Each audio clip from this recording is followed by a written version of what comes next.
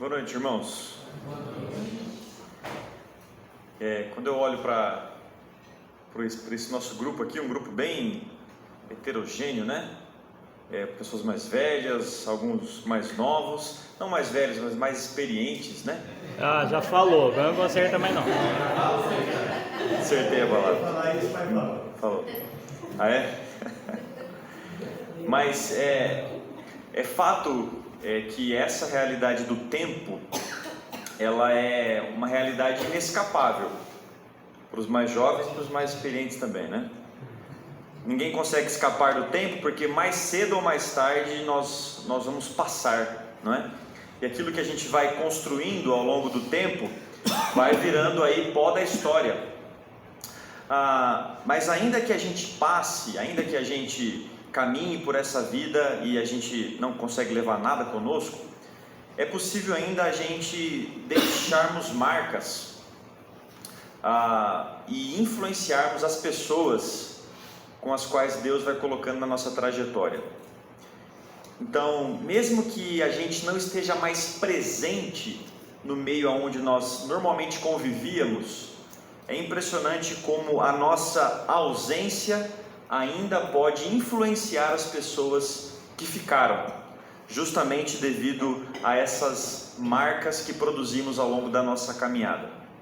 Uma palavra que define essa realidade de que mesmo que a gente passe, a gente deixa influência e marca na vida das pessoas, uma palavra que define isso, que é muito utilizada hoje em dia, é a palavra legado. O legado é aquilo que eu imprimo na vida das pessoas através da minha vida, do meu comportamento, da minha socialização, do meu impacto no meio onde eu estou. E mesmo quando eu não estou mais presente, tenha partido por qualquer razão, a minha marca ainda permanece ali.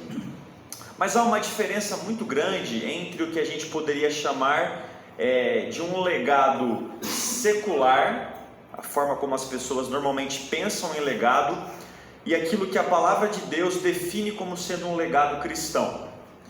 Então, por exemplo, enquanto olhamos para o legado secular, normalmente isso é entendido, o legado secular ele é definido pelo nível de impacto que uma pessoa produz no meio onde ela esteve. Dessa forma, o foco está sempre no indivíduo. As pessoas sempre se lembram daquela pessoa, não é? Fulano de tal impactou a minha vida, aquela pessoa se foi, mas as suas marcas ainda permanecem. Mas a qualidade do legado cristão, ele é diferente, porque o foco não está no indivíduo. Ele não é medido apenas pelo nível de influência, de expertise, socialização que essa determinada pessoa produziu no seu meio. Mas o legado cristão, ele é medido pela fidelidade que essa pessoa teve às verdades de Deus, pelo compromisso inegociável que essa pessoa manteve ao longo de sua trajetória. Portanto, enquanto legado secular, enquanto as pessoas aí fora pensam em legado focando no indivíduo, o cristão pensa no seu legado focando no conteúdo, mais do que no indivíduo. De forma que o indivíduo é apenas um canal, um instrumento para o legado este produzido por Deus. Então quem produz marcas é o Senhor. As pessoas são usadas para isso, mas ainda que as pessoas passem, o legado de Deus permanece. E quando a gente olha para a palavra de Deus, a gente encontra esse padrão constante de que Deus está usando pessoas e ao longo da vida dessas pessoas, elas passam por outras pessoas e vão deixando marcas. De maneira que quando essas pessoas já não estão mais, essas marcas, este legado, esta influência permanece na vida de outras pessoas. Então, por exemplo, Abraão deixou o legado das promessas aos patriarcas. Moisés deixou o legado da liderança para Josué. Davi deixou o legado da construção do templo para Salomão. Jeremias deixou o legado da restauração do povo de Israel do cativeiro para o profeta Daniel. Jesus deixou o legado do reino de Deus para os seus discípulos. Paulo deixou o legado da missão para Timóteo. E os apóstolos deixaram o legado das Escrituras para a igreja. Cada um desses exemplos tem o mesmo elemento em comum: Deus deixa o seu legado através das pessoas e da história delas. Deus quer fazer isso com as nossas vidas também. Deus quer manter o seu legado através das nossas vidas para as próximas gerações. Daqui a 50 anos, 60 anos, 70 anos, muitos de nós não estaremos mais aqui. Mas o legado de Deus através das nossas vidas, ele deve permanecer. Há uma história da palavra de Deus, dentre muitas, que exemplifica bem essa realidade, de que o legado de Deus permanece mediante os homens de Deus. E eu não combinei nada com o Ronaldo, mas Deus tinha combinado, né? Comigo e com ele, sem avisar a gente. Mas eu quero falar sobre Elias e sobre Eliseu também. Eu quero convidar você a abrir a sua Bíblia no segundo livro dos Reis, no capítulo 2. Segundo Reis, capítulo 2. E nós vamos ler do verso 1 até o verso 15. E nós meditaremos nesse texto também, mas olhando para outros textos que contam a história de Elias e Eliseu, para nos ajudar a entender um pouco mais sobre como Deus transmite o seu legado, neste caso por meio de Elias, para Eliseu. E como Eliseu continua nesse legado de Deus que foi passado a ele. Segundo Reis, capítulo 2, versículos de 1 a 15. Eu vou ler aqui na minha versão, que é a NVI. A palavra de Deus diz assim: Quando o Senhor levou Elias aos céus, no redemoinho, aconteceu o seguinte: Elias e Eliseu saíram de Gilgal, e no caminho disse-lhe Elias: Fique aqui, pois o Senhor me enviou a Betel. Eliseu, porém, disse: Juro pelo nome do Senhor e por tua vida que não te deixarei ir só. Então foram a Betel. Em Betel, os discípulos dos profetas foram falar com Eliseu e perguntaram: Você sabe que hoje o Senhor vai levar para os céus o seu mestre, separando-o de você? Respondeu Eliseu: Sim, eu sei, mas não falem nisso. Então Elias lhe disse: Fique aqui, Eliseu, pois o Senhor me enviou a Jericó. Ele respondeu: Juro pelo nome do Senhor e por tua vida que não te deixarei ir só. Desceram então a Jericó. Em Jericó, os discípulos dos profetas foram falar com Eliseu e lhe perguntaram: Você sabe que hoje o Senhor vai levar para os céus o seu mestre, separando-o de você? Respondeu Elias: Sim, eu sei, mas não falem nisso. Em seguida Elias lhe disse: Fique aqui, pois o Senhor me enviou ao rio Jordão. Ele respondeu: Juro pelo nome do Senhor e por tua vida que não te deixarei ir só. Então partiram juntos. 50 discípulos dos profetas os acompanharam e ficaram olhando à distância, quando Elias e Eliseu pararam à margem do Jordão. Então Elias tirou o manto, enrolou-o com ele e bateu nas águas. As águas se dividiram e os dois atravessaram em chão seco. Depois de atravessarem, Elias disse a Eliseu: O que posso fazer em seu favor, antes que eu seja levado para longe de você? Respondeu Eliseu: Faze de mim o principal herdeiro de teu espírito profético. Disse Elias: Seu pedido é difícil, mas se você me vir quando eu for separado de você, terá o que pediu. Do contrário, não será atendido. De repente, enquanto caminhavam e conversavam, apareceu um carro de fogo e puxado por cavalos de fogo que os separou. E Elias foi levado aos céus num redemoinho. Quando viu isso, Eliseu gritou: meu pai, tu eras como os carros de guerra e os cavaleiros de Israel. E quando já não podia mais vê-lo, Eliseu pegou as próprias vestes e as rasgou ao meio. Depois pegou o manto de Elias que tinha caído e voltou para a margem do Jordão. Então bateu nas águas do rio com o manto e perguntou: onde está agora o Senhor, o Deus de Elias? Tendo batido nas águas, elas se dividiram e ele atravessou. Versículo 15. Quando os discípulos dos profetas, vindos de Jericó, viram isso, disseram: o espírito profético de Elias repousa sobre Eliseu. Até aí, vamos orar mais uma vez? Senhor nosso Deus, nós estamos diante da Tua Palavra e, como povo do Senhor, queremos ouvir a Tua voz.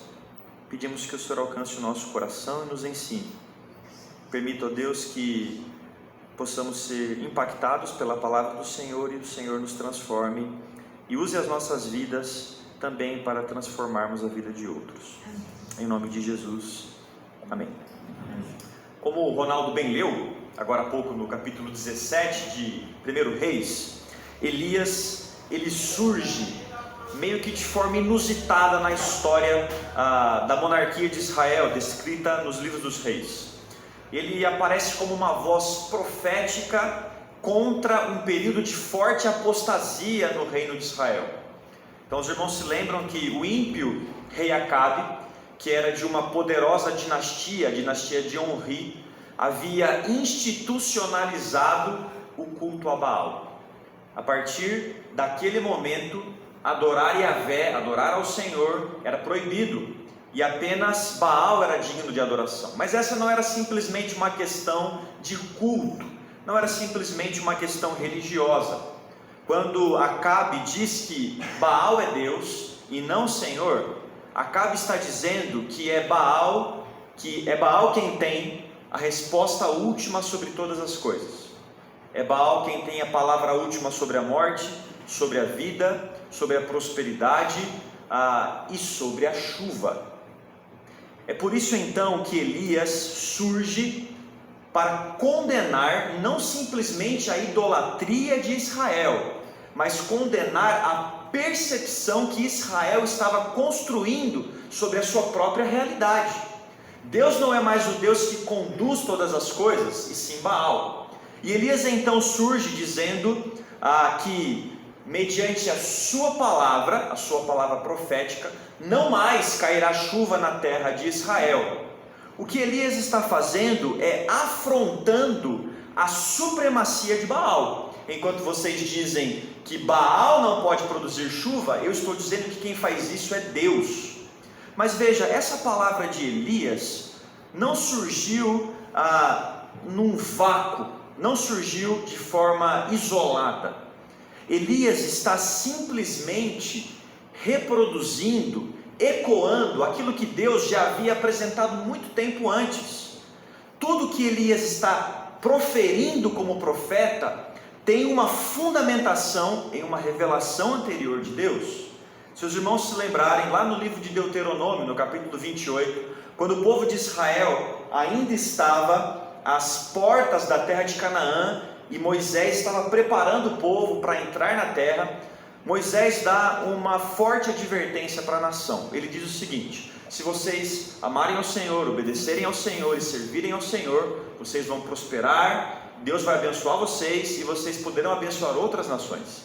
Mas se vocês se afastarem do Senhor e correrem atrás de outros deuses, vocês serão amaldiçoados. Vocês inclusive serão levados como cativos para outras terras, e o céu se transformará como bronze, e o chão se transformará como ferro, indicando que a terra não prosperaria, porque Deus estava castigando o seu povo. É exatamente o que está acontecendo em 1 Reis capítulo 17. Deus está cumprindo a sua palavra. Portanto, o que Elias está dizendo tem uma forte fundamentação naquilo que Deus está fazendo. Elias está construindo um legado, como o Ronaldo leu. Assim que ele deixa a corte de Acabe, ele vai para o rio Querite, e lá ele é sustentado pelo Senhor. Depois ele vai falar com a viúva, e ele está construindo uma história à medida que Deus vai dando novas direções para Elias. Agora você deve ir para lá, agora você caminha naquela direção, agora você vai afrontar os profetas de Baal no Monte Carmelo. Elias está, mediante a orientação de Deus e mediante a sua história de vida, construindo um legado. Ou poderíamos dizer, Deus está construindo um legado mediante a vida de Elias. Porque tudo que Elias faz, tudo que Elias diz, é resultado direto daquilo que Deus está pedindo para ele. Mas, mesmo sendo um homem de Deus, mesmo sendo um homem influente em seu meio e em sua comunidade, Elias é apenas um homem. Apesar dos grandes feitos, homens são homens e eles passam. E é por isso que o legado de Deus transcende as pessoas. É por isso que as marcas que Deus quer imprimir nas vidas ao longo da história permanecerá mesmo quando as pessoas não permanecerem mais. E eu ousaria dizer, mesmo quando as pessoas falharem, aquilo que Deus está fazendo permanecerá. E essa é exatamente a experiência de Elias a partir do capítulo 19 de 1 Reis. Depois de confrontar os profetas de Baal no Monte Carmelo, Elias ele teme diante da palavra de Jezabel. Eu vou pegar esse cara aí. Enfrentou 400 homens, mas quando a mulher falou, o homem sentiu, né? E ele fez o que? Ele fugiu para o deserto. E durante 40 dias, Elias foge de tudo aquilo que Deus já havia construído para ele. Mas Deus vai encontrar Elias no deserto. E é no deserto que Deus vai dizer para Elias: Elias, você ainda tem uma trajetória a percorrer, mas é verdade que você passará. E é por isso que você precisa preparar uma pessoa para assumir o seu lugar. E ali no deserto o Senhor Deus dá uma ordem muito importante para Elias, especialmente na construção do seu legado. No capítulo 19 de 1 Reis, Deus diz que Elias deve ungir 3 pessoas. Ele deve ungir Azael como rei da Síria, ele deve ungir Jeú como rei em Israel, no lugar de Acabe, e ele deve também ungir a Eliseu como profeta em seu lugar, é o que diz o Senhor. E Deus diz que, por causa da impiedade de Israel, quem escapar da espada de Azael, que será rei da Síria, vai morrer pela espada de Jeú. E quem escapar da espada de Jeú, vai morrer pela espada e pelo ministério de Eliseu. Então Elias sai do deserto e volta para a direção que Deus havia indicado para ele. E em seu caminho, ali no final do capítulo 19, Elias encontra um camponês, Eliseu.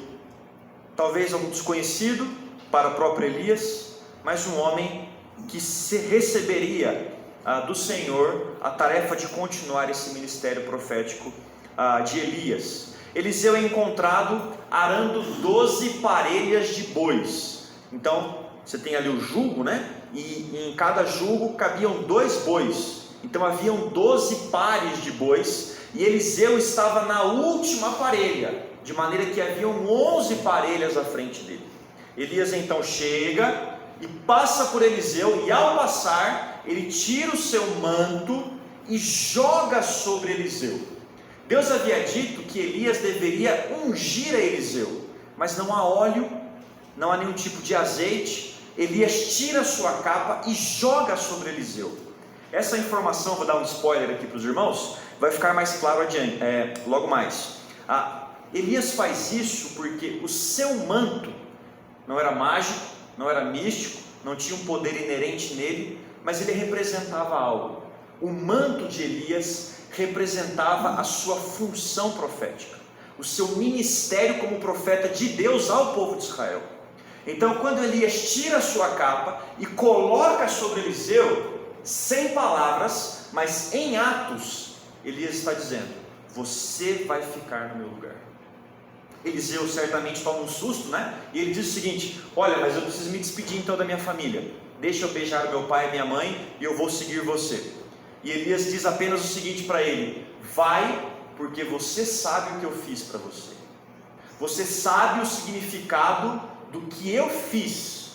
Eliseu então se despede da sua família, queima as suas parelhas de boi, indicando que ele está abrindo mão definitivamente daquela vida, de sua vida profissional, de sua família, para seguir a nova direção que Deus está dando. Nesse ponto da história, em que Eliseu aparece para mostrar o seu chamado e para mostrar a ligação de continuidade que haverá entre Elias e Eliseu, ele é jogado para trás da cortina da história. Eliseu sai de cena porque Elias ainda tem muitas coisas para fazer até chegarmos no capítulo 2 de 2 Reis, que é o texto que nós lemos, que é o texto aonde definitivamente Eliseu assumirá o legado de Elias. Há muitos detalhes nesse texto e nós não temos tempo, de nos atentarmos para todos eles, mas há algumas breves verdades rápidas que eu quero olhar aqui para a vida dos irmãos, com os irmãos nesse texto. Dos versículos 1 até o versículo 8, o texto está mostrando os preparativos para a ascensão de Elias, para a subida de Elias no redemoinho. Elias não subiu numa carruagem de fogo, tá bom? Ele subiu no redemoinho. A carruagem de fogo aparece no texto, mas ela vem para servir como um escoltamento daquele homem de Deus. Ele de fato vai subir no redemoinho. E Elias e Eliseu estão então juntos nesse ponto. E Elias diz que precisa passar por alguns lugares. E eles vão caminhando numa trajetória até chegar às margens do rio Jordão. E em toda parte, Elias está dizendo para Eliseu: olha, melhor você ficar aqui, Eliseu. E Eliseu diz: não, eu vou com você até o fim. Porque Eliseu entende a importância de caminhar com uma pessoa para aprender com ela. E essa é uma das primeiras verdades que nós precisamos entender. Precisamos de pessoas que vão caminhar conosco. Precisamos de pessoas que vão nos ajudar a entender quais são os propósitos de Deus, as marcas que Deus quer imprimir em minha vida, e que vão definir não somente o que eu faço, mas, como veremos daqui a pouco, definir também quem eu sou. Em um mundo extremamente individualista, onde as respostas às nossas necessidades são terceirizadas para a internet. Então, quando você precisa saber de alguma coisa, você não procura alguém, você acessa o celular.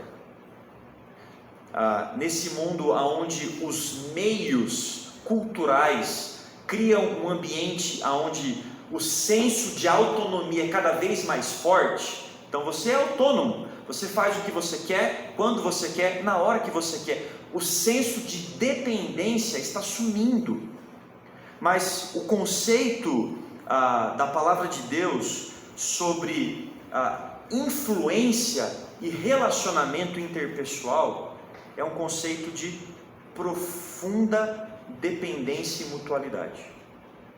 Então nós precisamos de pessoas que vão caminhar conosco. Talvez você esteja passando por lutas em sua vida há tanto tempo em uma determinada área, em que Deus está dizendo o seguinte: você está orando, Deus me ajuda, Senhor, dá uma solução, Senhor, me livra dessa situação, Senhor, me dá uma luz. E Deus está todos os domingos dando a resposta para você, através da vida do seu irmão. Olhe para o lado. Quem pode caminhar com você? Quem pode ser um auxílio para você? Quem pode ser aquele que vai te ajudar a enfrentar os grandes dilemas da sua vida? Precisamos de pessoas para caminhar conosco, pessoas mais experientes, de maior maturidade, que vão nos ajudar nessa trajetória. Mas veja, não basta apenas ter alguém com quem caminhar, é preciso ser alguém assim.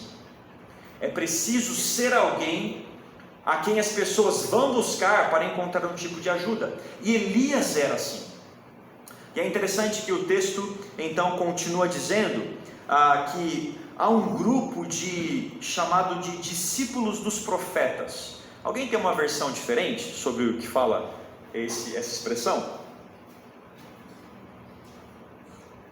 Aí aparece no versículo 3, depois aparece de novo no versículo mais para frente. filhos dos profetas, tem alguma coisa assim? Todo mundo está dizendo filhos dos profetas, né? Discípulos dos profetas. Esse era um grupo provavelmente criado por Elias, de profetas que iriam exercer um ministério para Deus. Era uma espécie de, fazendo propaganda aqui, a camiseta não é sugestiva, tá bom? Nem pensei nisso. É uma espécie de Peniel ali, onde você tinha ali a escola de profetas, não é? Mas a ideia principal era de que esses homens estavam sendo treinados para continuar um tipo de ministério, não centralizado em uma pessoa apenas, porque a palavra de Deus precisava ser expandida. Mas esses discípulos dos profetas literalmente significa filhos dos profetas, e essa expressão filhos dos profetas é importante para a gente daqui a pouco. Quero que você guarde essa informação aí, até que eles chegam então às margens do rio Jordão. Quando eles chegam no rio Jordão, então você tem Elias e Eliseu junto, e esses filhos dos profetas, ou discípulos dos profetas, logo atrás. Elias então, ele pega o seu manto, o mesmo manto que ele havia jogado sobre Eliseu, mas que estava novamente com Elias, que representava o quê? O ministério profético de Elias. Não era mágico, não era místico, simplesmente era um instrumento pelo qual Deus usaria o seu poder, assim como havia usado anteriormente a vara de Moisés. Então Elias tira o seu manto, ele enrola e ele faz o quê? Ele bate nas águas do rio Jordão, que se abrem, e Elias e Eliseu passam por essas águas em chão seco. Pergunta para você: qual outra história da palavra de Deus você tem os mesmos elementos presentes? O elemento de dois homens que são servos de Deus, sendo que um é o líder e o outro o seu acompanhante, e haverá uma sucessão de liderança. Mesma história essa, em um momento diferente, em que o mar se abre e pessoas passam em chão a seco. Qual é a história que os irmãos se lembram aí? Moisés, né? O povo de Israel, Moisés e Josué. O que está acontecendo aqui, meus irmãos, é justamente a retratação, ou a repetição dessa história, vivida agora por Elias e Eliseu. O que a história está mostrando é que, assim como Deus usou lá atrás o Moisés para conduzir o povo de Israel e para operar milagres, para conduzir o seu povo, mas que isso depois foi passado para uma outra pessoa, isso também vai acontecer com Elias e Eliseu. Elias passará o seu ministério adiante mediante a vida de Eliseu. Então o rio se abre, eles passam ao meio, e quando chegam do outro lado, Elias faz a impressionante pergunta: o que eu posso fazer por você, Eliseu? O que você quer que seja feito? Eliseu então faz um pedido para ele, que normalmente é muito mal compreendido, não é? E Eliseu faz o seguinte pedido no final do versículo 9. Respondeu Eliseu: faze de mim o principal herdeiro de teu espírito profético. Em outras versões, né? Me dê a porção dobrada do teu espírito. O que Eliseu estava pedindo não era para que ele fosse duplamente mais poderoso do que Elias, como se fosse algo mensurável ou quantificado. A gente injeta mais poder e aí mais poder dobra. Não é isso. A palavra de Deus não trabalha com mística e magia. A expressão utilizada por Eliseu é a mesma expressão usada em Deuteronômio para falar sobre a herança do filho primogênito. Quando um filho primogênito recebia a herança do seu pai, ele recebia a herança dobrada, porque ele era o primogênito, ele era o primeiro. Lembra que falamos sobre os filhos dos profetas? Há uma espécie de família profética ali, sendo que Eliseu é aquele primogênito, aquele que vai receber a herança de Elias. Com isso então, Eliseu está pedindo para continuar aquilo que Elias havia começado. Elias então responde no versículo 10, disse Elias, seu pedido é difícil, mas veja, não é difícil porque Elias não tem poder o suficiente para isso, o poder não era dele em si. O que Elias está dizendo é que é difícil porque isso compete a Deus.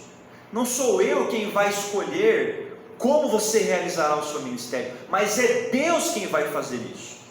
Mas para que houvesse algum tipo de constatação sobre o que iria acontecer, então Elias diz o seguinte: seu pedido é difícil, mas se você me vir, quando eu for separado de você, terá o que pediu, do contrário, não será atendido. Veja, Elias não está fazendo um jogo, um teste com Eliseu.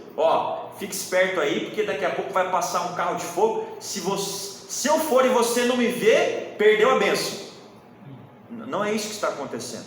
Isso não se trata de um teste. Isso se trata de uma constatação. Poderíamos parafrasear da seguinte forma: olha só, Eliseu, eu serei levado ao céu.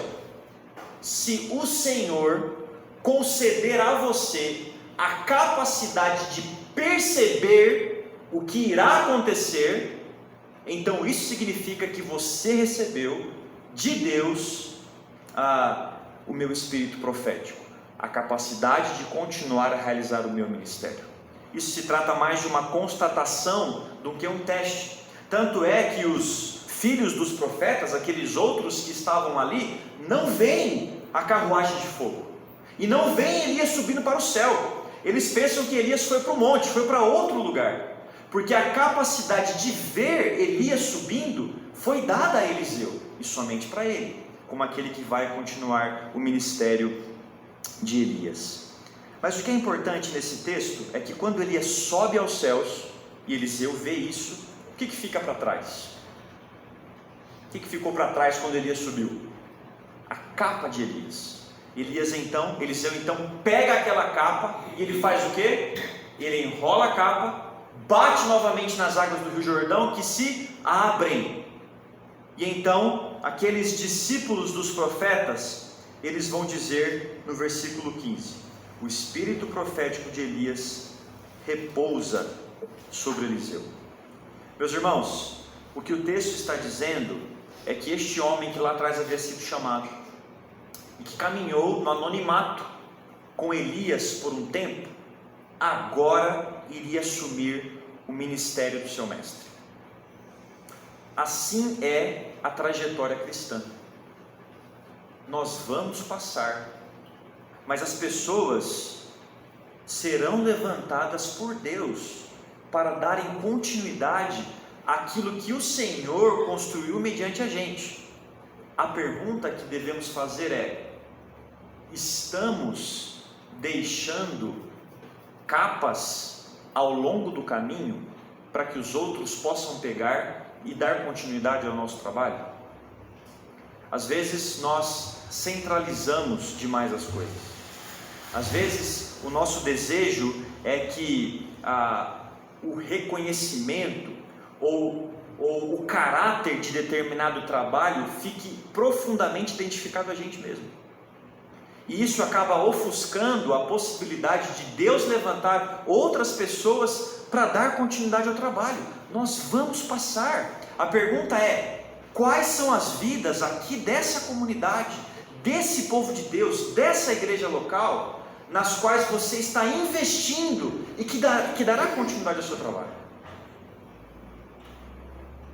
Se nós não prepararmos as próximas gerações, nós não teremos outros Eliseus surgindo para dar continuidade.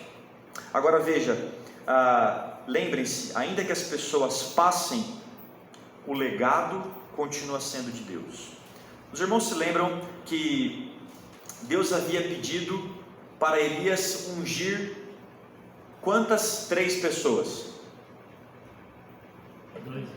3 pessoas, muito bem, estão lembrados da resposta. 3 pessoas: Azael, Jeú e Eliseu.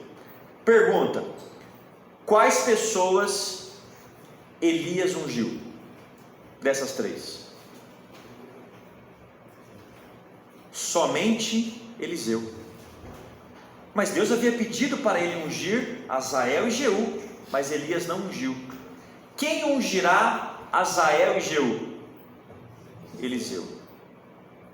Deus vai usar Eliseu para ungir esses dois homens. Com isso, a história está contando o seguinte: Elias passou, mas a tarefa continua através daqueles que ficam. Por isso é importante que aqueles que ficam darem continuidade ao legado daqueles que passaram. Isso é um alerta para os jovens, os menos experientes. A gente às vezes quer fazer tudo diferente, né? Homens e mulheres de Deus deram as suas vidas, investiram seu coração, às vezes as suas finanças, para construir algo, e de repente, como se fosse algum tipo de visão miraculosa, a gente acha que pode mudar tudo, e a partir da gente, tudo vai dar certo. Isso é orgulho em forma espiritualizada, é soberba com roupagem evangélica. Não estamos falando de liturgia, não estamos falando simplesmente de costumes, estamos falando daquilo que de fato é importante para a caminhada do povo de Deus. Precisamos olhar para o que Deus está fazendo ao longo da história, mediante as pessoas, e darmos prosseguimento àquilo que Deus faz. Mas esses legados, e eu quero encerrar com isso, eles não apenas são coisas que fazemos. As marcas, as influências que são colocadas por outras pessoas a nós, não apenas definem a nossa prática e a nossa conduta. Esses legados, eles definem também a nossa própria identidade como povo de Deus. Veja que quando Eliseu vê Elias subindo ao céu, ele diz o seguinte no versículo 12: quando viu isso, Eliseu gritou: meu pai, quer carros de guerra e cavaleiros de Israel. O que é isso que Eliseu está dizendo? Será que era apenas uma interjeição? Era apenas uma exclamação? Era apenas uma fala de êxtase? O que estava acontecendo aqui? Eliseu estava dizendo que Elias era tão importante para a nação de Israel quanto os seus carros de guerra e os seus cavaleiros. O povo de Deus não é medido pela sua capacidade intelectual, pela sua capacidade financeira, pela sua influência cultural. O povo de Deus, ele é medido por sua qualidade em relação à palavra de Deus.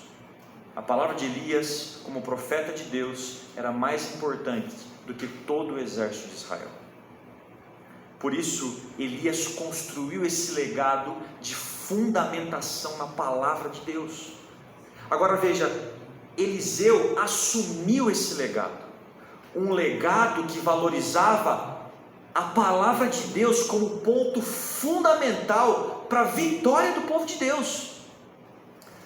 No final de sua vida, Eliseu, quando está para morrer, ele recebe algo muito parecido do que Elias recebeu.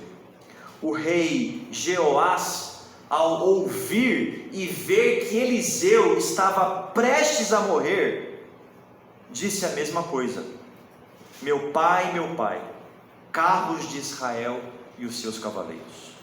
No final de sua vida, Eliseu foi identificado com o mesmo calibre, com a mesma qualidade, com o mesmo valor, com a mesma importância, com o mesmo caráter que seu mestre Elias havia sido qualificado: carros de guerra e cavaleiros de Israel.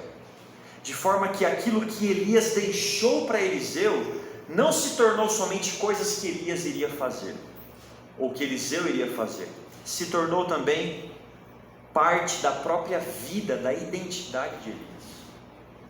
Meus irmãos, aquilo que as pessoas constroem dentro do povo de Deus, ao longo da nossa trajetória, marcam as nossas vidas, marcam a nossa identidade.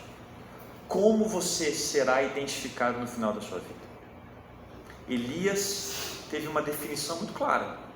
Eliseu também teve uma identificação muito clara. No final da sua vida, o que as pessoas dirão sobre você, sobre a sua influência no meio do povo de Deus, o que talvez um jovem ou uma jovem poderá dizer sobre você, sobre o impacto que você teve na vida dela, aqui nessa igreja local. Quais são os legados que você tem deixado ao longo de sua trajetória? Quais são as pessoas que você tem marcado em sua caminhada?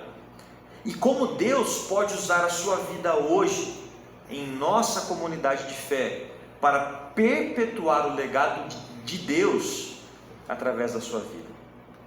O nosso desafio é sairmos da redoma da autonomia, da esfera do conforto, e procurarmos Elias que vão nos ajudar. Mas o nosso desafio também é sairmos da mesma esfera e procurarmos alguns Eliseus que Deus quer que nós investamos nas vidas deles. Pode ser uma criança, pode ser um adolescente, pode ser um jovem. Deus vai dizer para você. Que tenhamos um coração disposto para darmos continuidade àquilo que Deus tem colocado para nós. Amém? Deus abençoe. Vamos orar, então nós encerramos o culto.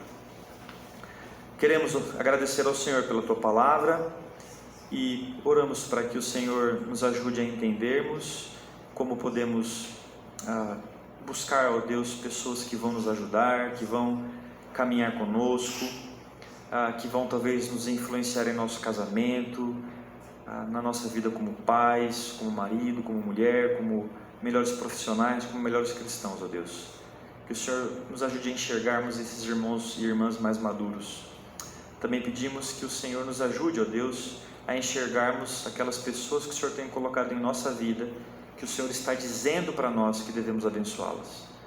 Deus, que possamos caminhar com outros irmãos, que possamos impactar outros irmãos, que irmãos mais experientes, com maior maturidade, que irmãs com maior tempo de caminhada cristã possam investir, ó Deus, na vida daqueles que são mais jovens, para que possam permanecer no legado do Senhor. Em nome de Jesus. Amém.